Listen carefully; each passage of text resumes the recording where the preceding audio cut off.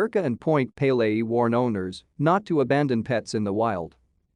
When an unwanted animal is left alone at Point Pelee National Park, they think they're helping the animal, but really it doesn't help the animal at all, says Davie Walker, acting resource conservation manager at the Essex Region Conservation Authority, ERCA.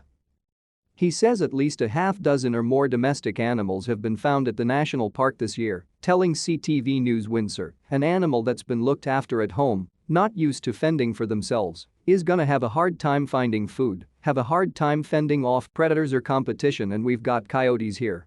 To stay up to date with latest top stories, make sure to subscribe to this YouTube channel by clicking the button above this video.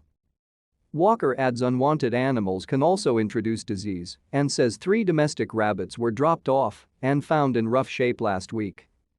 We've had someone drop off a pet turtle, and what it was doing is displacing the nesting area of a native turtle that was at risk, he says.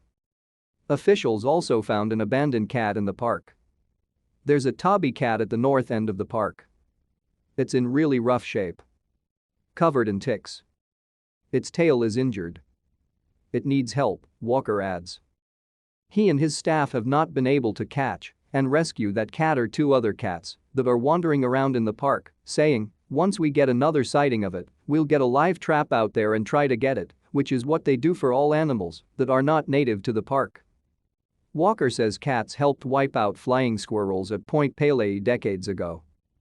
The species had to be reintroduced into the park in the early 90s. ERCA Chief Administrative Officer Tim Byrne says cats can become a top predator when left alone in nature.